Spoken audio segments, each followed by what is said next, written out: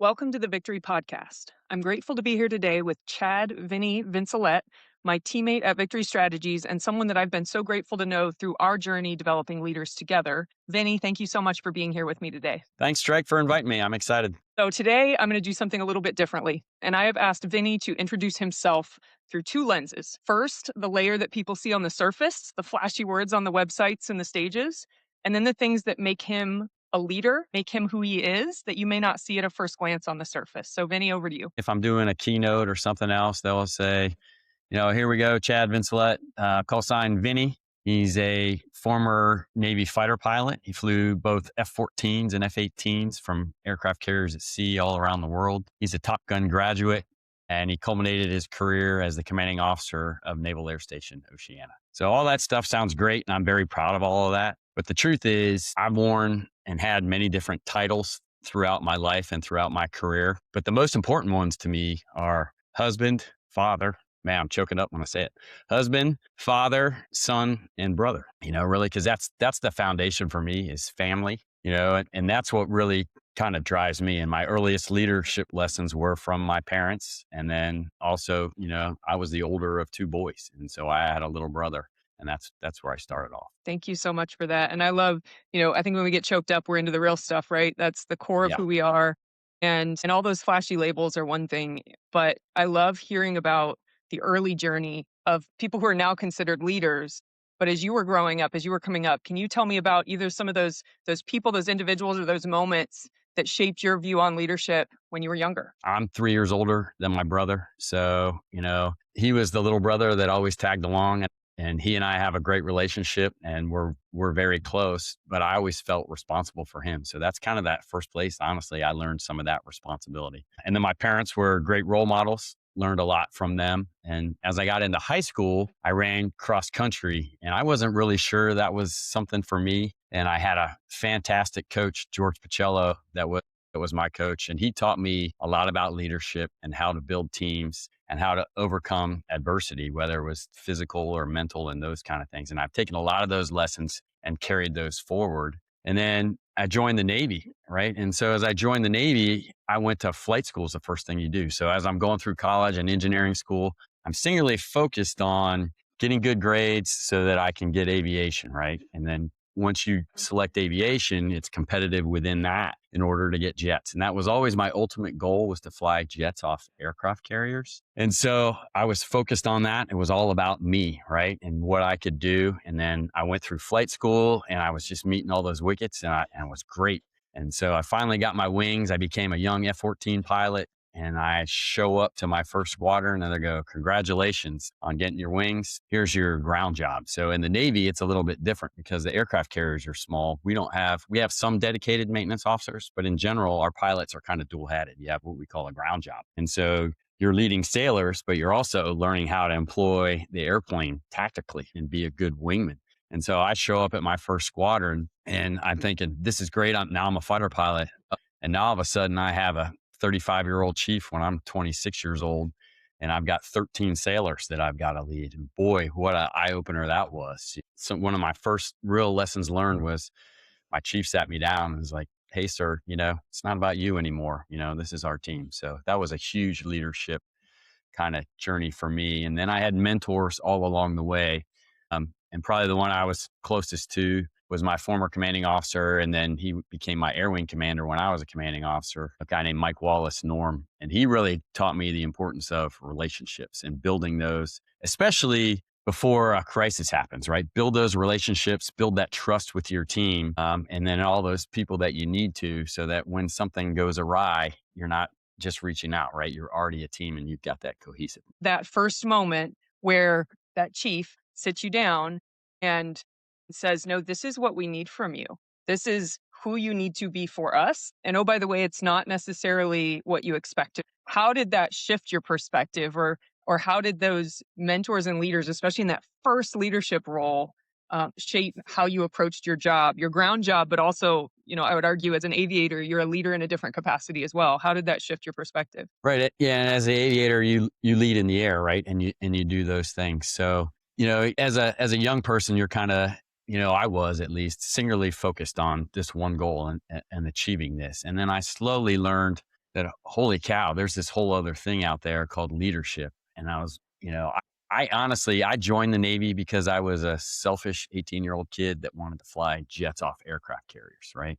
But I stayed in the Navy because I just loved building emerging leaders, right? And then creating those elite teams and leading them and being successful in those things and seeing people grow in their leadership journey. So for me, it was kind of that first bite of leadership, showing up into that first squadron. I was in charge of the aviation electricians, and I had no idea what I was doing as far as leadership. And so I had some very good mentors there that kind of helped me. And I watched them along the way and learned different things. And how can I help those folks reach their goals and what they want to do? And what I learned was, if I help my team and I support them, and you think of the concept kind of servant leadership, right? If I help them and support them, remove the obstacles, give them the things they need, and let them go, they're going to run with it and they're going to crush it. And when they do that, then I meet my goals, right? Because it makes me look good. Not that that's the goal, but that's how you get promoted in the military, right? So if you can support your team, give them all the tools and the training and everything they need, remove those obstacles, then it allows you to grow as a leader, but also grow in your career.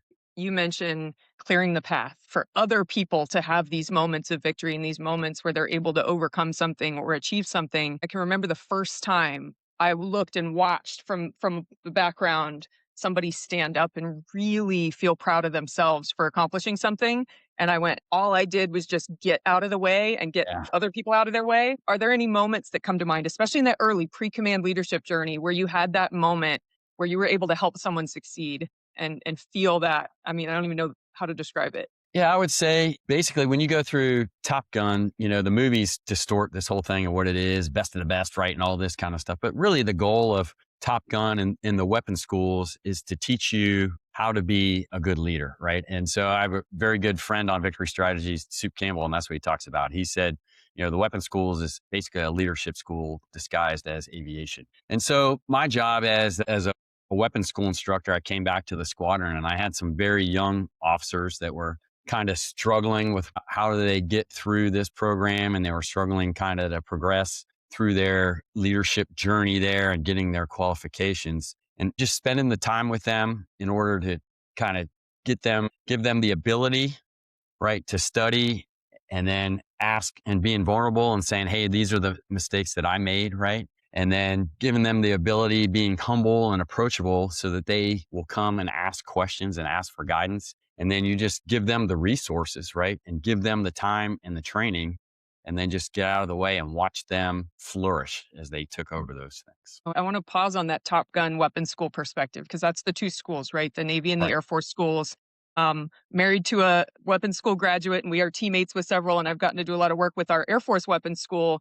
And I know as we've all talked as teammates that those schools share very common philosophies. I think the thing that I've found is one of the biggest misconceptions, and I'd be curious your thoughts, it is that Top Gun mentality. Like we watch the movies, and these are these Right. people with egos coming in going, I'm the best. We inflate the ego. And that's this perception of what that is. Whereas having journeyed through that with a spouse, the breaking down of ego and these people who in the fighter pilot community, you have those people that come in, puffing up ego, but you also have introverts. You have Yeah. technical specialists. You have people of all these different personality types.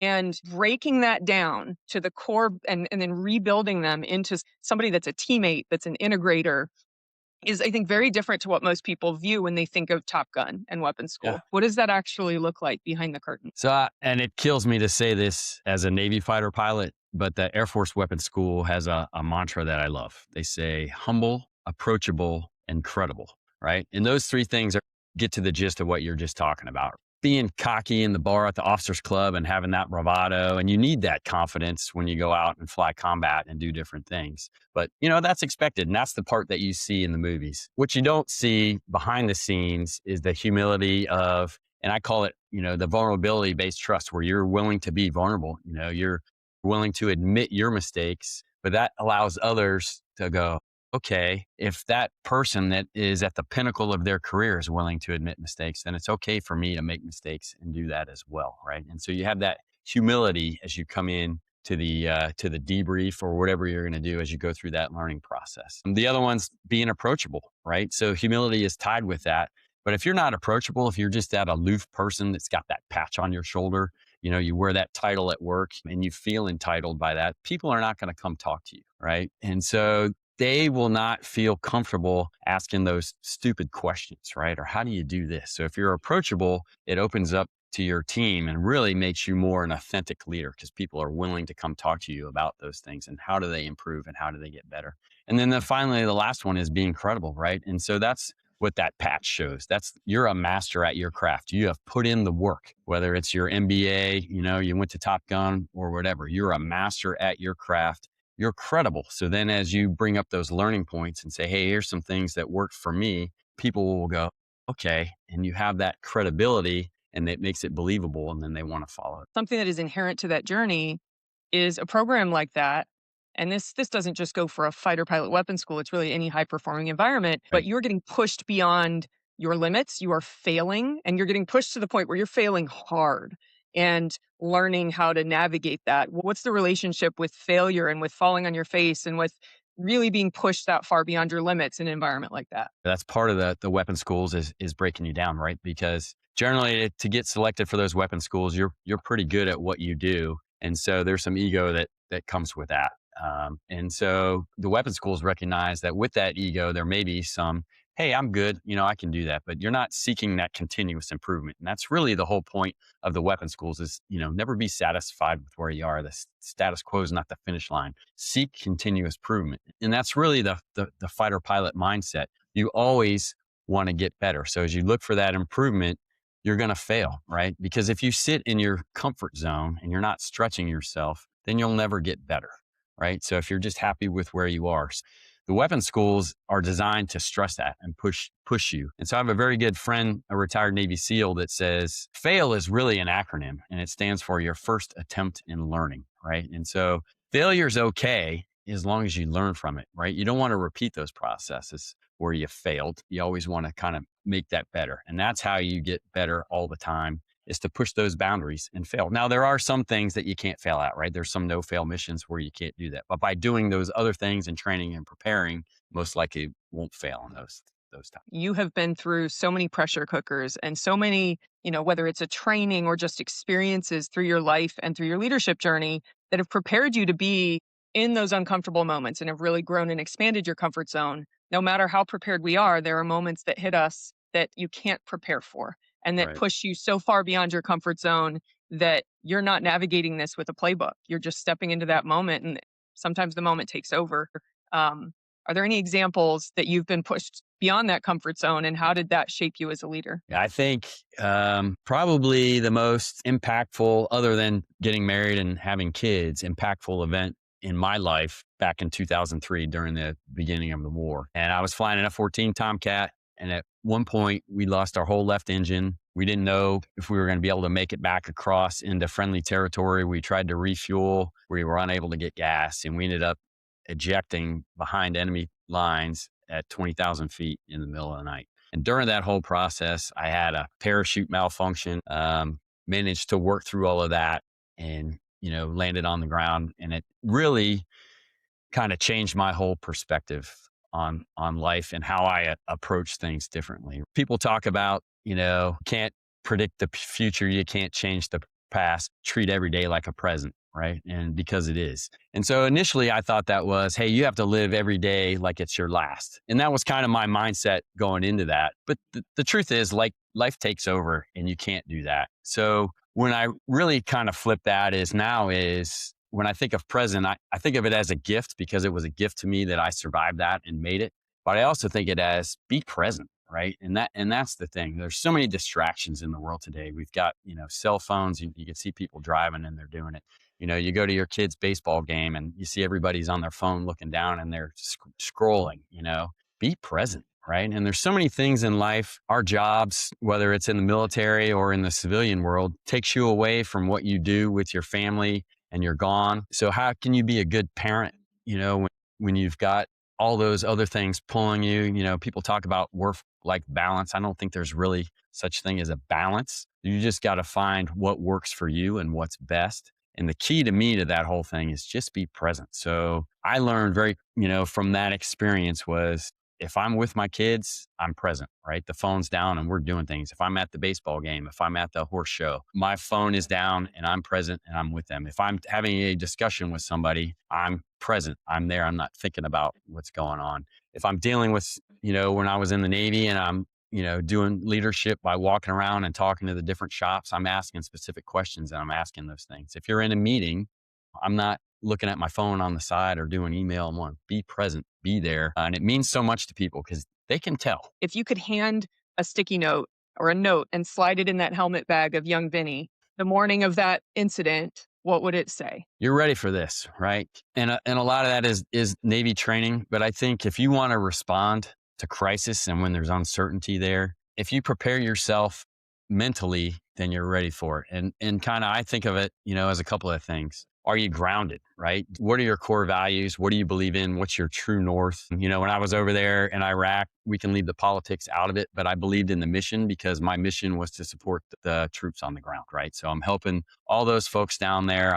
Helping their problems go away so they can survive and come back home to their families. But also being grounded to me is having a foundation, right? So what do I mean by that? Having a solid foundation. Prepare. So I had bought some different survival stuff that I thought, because I knew this was going to be a high risk mission. I had done the training with parachute falls and ejection seat training and all those kind of things. And we had kind of thought through, hey, if something bad happens, what are we going to do? We obviously wasn't this direct scenario, but what are we going to do? So I had thought through some of those things. And what that allows you to do, if you think through those things ahead of time and you're grounded and you've prepared and you've planned, now when actions matter and every single action you take has consequences and time is of the essence, because whether you act or if you don't, things may happen, right? So action or inaction both have consequences. If you've kind of thought through some of that, maybe not the exact scenario that you're going through, now you won't freeze in that situation. You're like, hey, I've kind of thought through this. What are my options? What are things I can do? And so you kind of have an initial reaction, and then you slowly, because of that planning, can kind of take the initiative and drive the outcomes where you want it to go. So if I could reach back to tell myself, I would say, hey, you've got this, right? You can handle it.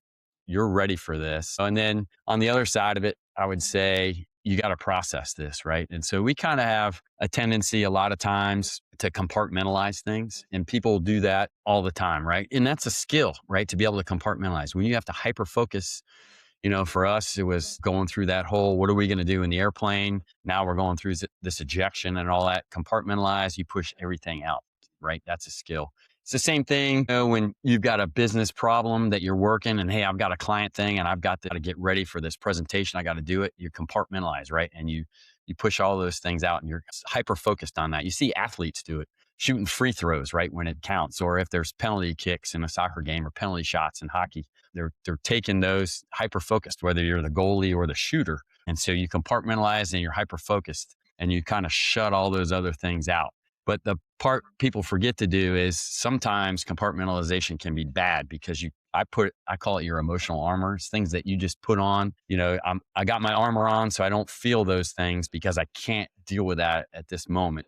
But at some point you have to go take that armor off. And whether it's, taking your goalie pads off, taking your flight gear off, you get home from work and you take your suit off and you put your, briefcase down. You've got to take that armor off and kind of process all those things that happen and not just kind of force it down and think that it's going to go away and come back another day. Because if you don't take that off and process it, then it slowly builds up, right? And it kind of reduces your ability to be an authentic leader because then you don't feel those things anymore. And that compartmentalization, those of us who have spent, decades in military service, sometimes it's a joke. We have this highly attuned skill of compartmentalization. And once you've been through something where, I say it's a blessing and a curse, it's a gift, and it's also a very risky tool to use and pull out of your toolkit, because if you compartmentalize it, and to your point, you don't ever process it, you don't ever do anything with it, and you go, it's just going to disappear and fade off into the distance. That is not actually how the human brain, human body works.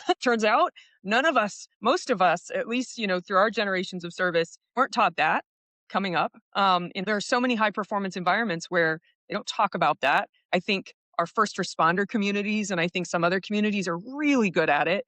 And then others just completely dismiss the fact that this was a difficult traumatic thing, or you just went through this period of high stakes. Now you need to balance that and, get that out of your system. What does that even look like? Or what do you, wish it would have looked like? Because I think in my case, most of my stories involve failing to do that, compartmentalizing the bad way, not realizing I was doing it, Right. and learning that lesson way later Yeah. in life, Same. Same for me. I use the analogy of, you went and worked out, right? And you're on a business trip and you go work out and you get all sweaty. And then so you put your workout gear in a bag, right? And then you stick it in your suitcase. When you get home, you need to open up the suitcase and wash that stuff. You don't want Oof. to put your suitcase away in the garage and let it sit there for 4 months. And then you open that suitcase. And you're like, whoo, Yeah. man, holy cow. Right. And so at some point, you need to work through whether it's on your own. And for me, a lot of times I'm a big cyclist, and that's a thing I love to do is just get out on the road and ride, or, on gravel or a mountain bike. And that's my time to kind of think and process those things. So I think as leaders, you need to build time in your day, in your calendar for when you have that time to process those things, whether it's exercise or you meditate, you do yoga, whatever it is, build that time into your day where you think about those things and you kind of reflect back on what happened, and don't put it off, unpack that suitcase and throw that exercise gear into the washing machine. Earlier, you talked about that the point of failure is to learn from failure, but I don't think we apply that same concept often to, those things that are more traumatic, or those things that aren't like a failure in a more traditional sense, but that you're packing away somewhere. And there are a lot of people talking and researchers out there now talking about the growth that can come from those difficult or those traumatic experiences if we choose to frame it that way. And it's about Right. not letting what happened to us define us, but it is about letting it shape us and mold us. And how do we take it and grow from it in a way that's meaningful to who we become? What does that look like for you relative to your experience? Yeah, and I talked about it a little bit earlier, right? So it kind of shapes how you look at things. It's funny. I did a tour at the Pentagon, and we're working on PowerPoint that's going up to the admiral, right? And everybody's just freaking out, and there's huge stress, and all this stuff is going on. And I'm like, everybody, take a deep breath. What's the worst case that this is going to happen? The admiral's going to say, I don't like that, and we have to redo it,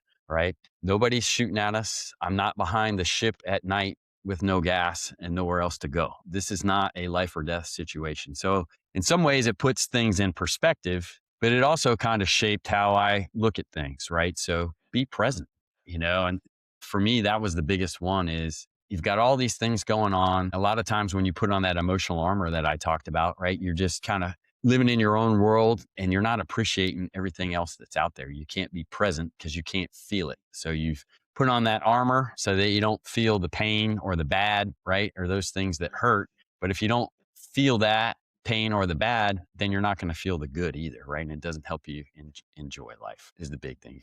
So for me, it just kind of shaped the way that I see the world. Earlier you talked about balance and this kind of, let's say, a fallacy that's work life balance, right? And I think we share a perspective that in a single moment, there's no such thing. It's a concept that people strive for that is not possible in a moment in time, but across time and across a lifetime, it's that balance or it's that harmony, or some people use so many different words for it.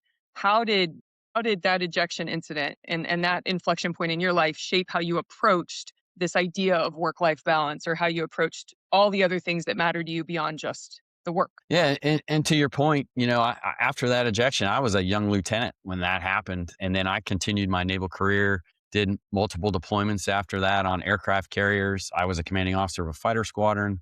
Then I ended up commanding the master jet base, right? And you can imagine the amount of time that took to do those kind of things and the amount of focus. It's just like as people progress in their business careers, right? And you go to that executive VP, and then you're the CEO or the president, right? And it takes on all those things. But what that did is it shaped me to go, okay, I have those things. I'm going to focus on that now, but I also need to focus on these other things, family especially, and make that a priority. So if there are things I can do, then I will do that. Are there tasks that I don't need to do? How do I prioritize those tasks, right?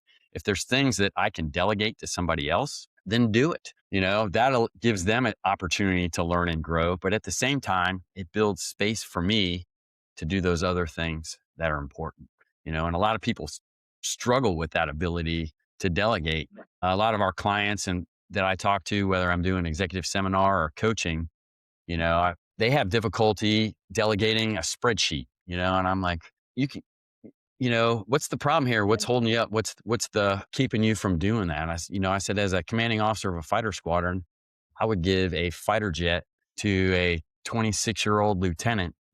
This is a $50 million jet loaded with weapons, and I give them the authority to make life or death decisions with the press of a button.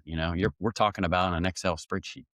And so, how do you get from one point to the other in order to delegate so that you have time on that? Right. And so, delegation to me comes down to two things really. Do you have the trust in the person? And do you have the confidence in the person? And so, the trust is the easy part. Are they going to do the right thing? Right. Are they going to do what you ask them to do?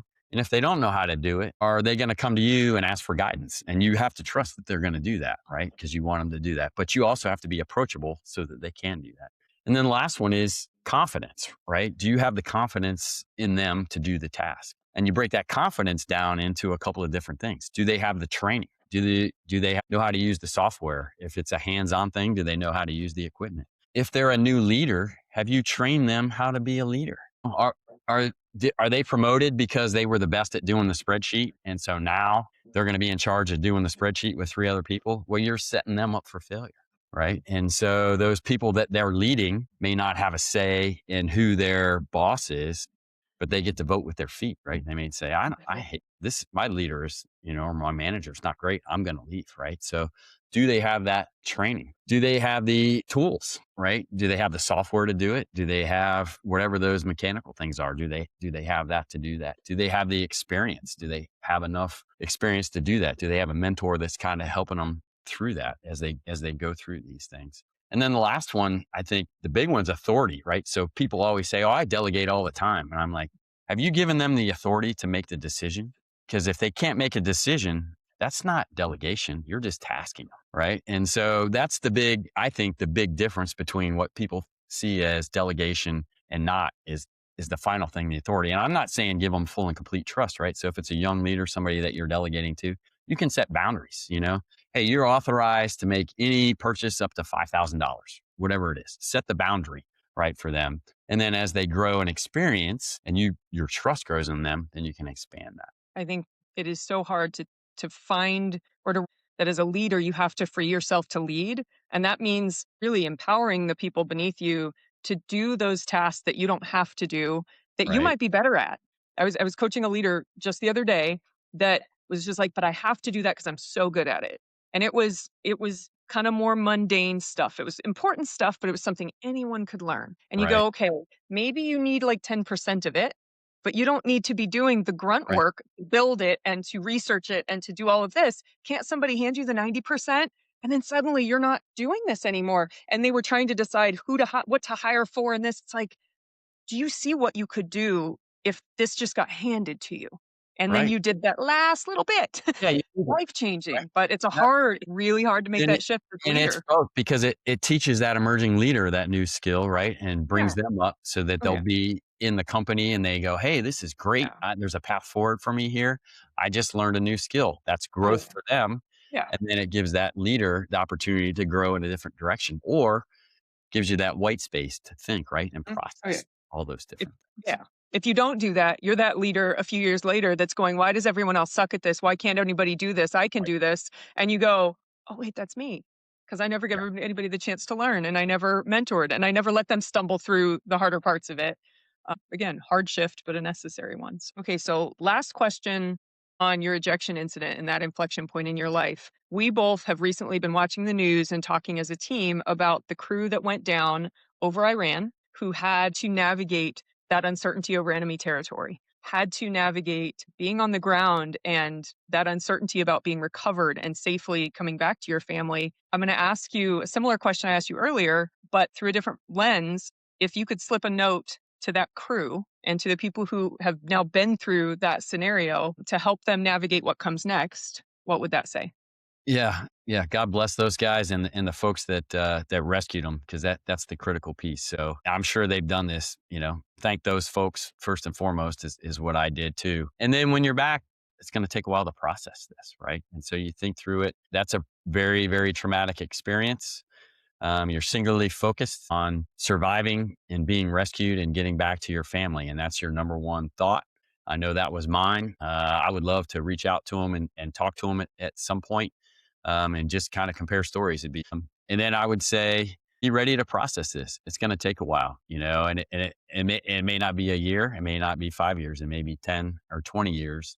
But at some point, you're going to have to go back and handle this and process it and talk through it. So would encourage them to do that sooner rather than later, but they've got to be ready to do it, and that's the key is you have to be mentally ready to do that and accept those things that you're going to confront and those fears because you would think as a fighter pilot your instinct would be to say, were you scared? No, I wasn't scared. It's great, I've been trained, this is what I'm doing, and everything else. But we're human, we're scared, and that fear is real, and the fear of being captured is real, and what's going to happen after that, the fear of the unknown. So the fact that they were rescued and got back, that's great, and you have that elation, but at some point that's going to go away, and you're going to come down from that emotional high of that rescue. And then you're going to have to, process all those things. So debrief it with your team. I mean, I thought that was fantastic. That really helped me, and then as I told the story more and more, that kind of helped me as well. So work through it with people that you trust and you'll come back on the other side,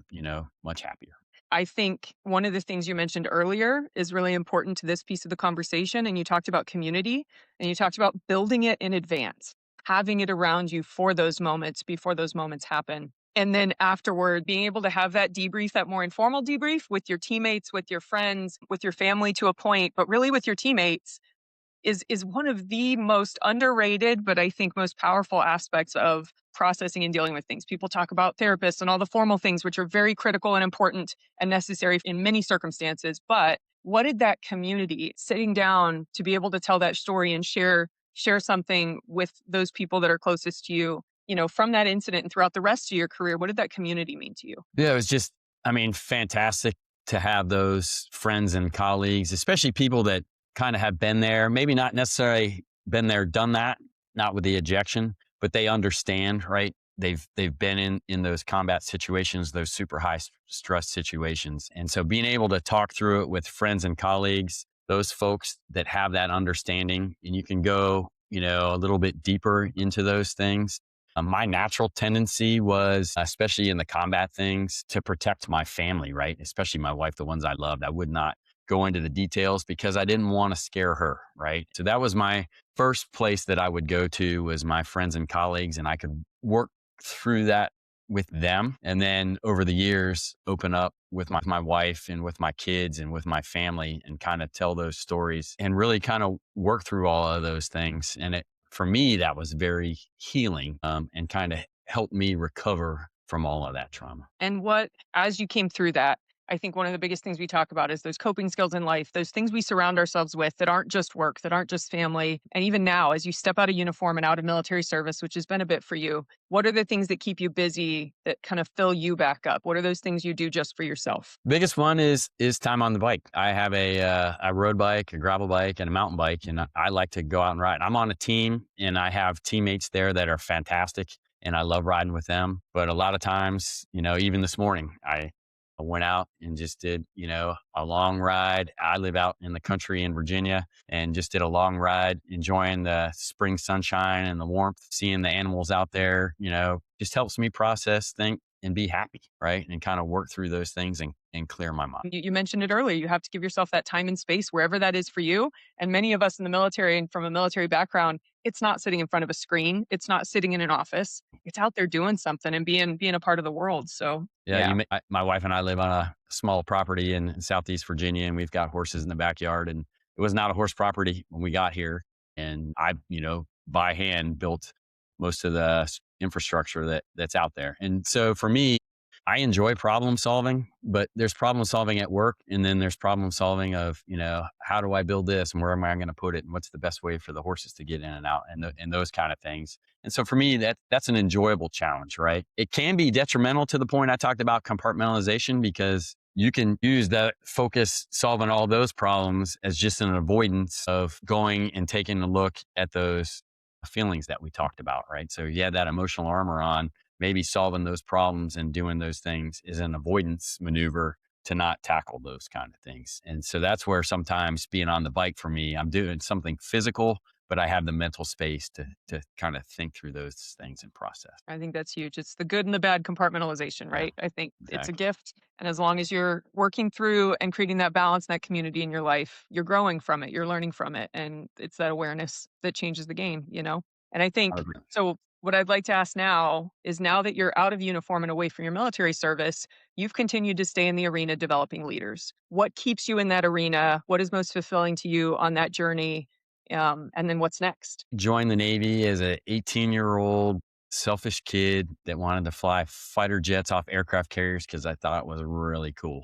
Right. And I went through flight school and did all that. And I loved it. And I had an opportunity to fly F-14s and both F-18s and do it from carriers at sea, which was amazing. But that's the reason I joined the Navy. The reason I stayed in the Navy is because I enjoyed mentoring emerging leaders and building elite teams. And when I got out of the Navy, that journey kind of ends. So I joined Victory Strategies because it gave me a pathway to continue that journey. And to me, it's super satisfying working with, and my favorite really is I've coached, from C-suite leaders all the way down to brand new leaders. And I love working with the emerging leaders, those folks that are in their late 20s, early 30s. It's their first time leading people and they just have lots of questions, and they're just clay that you can help mold into this leader and just help kind of shape their journey and help them get on the path. So to me, I get a whole lot of satisfaction about, I meet those leaders for the first time and where we start and where they end up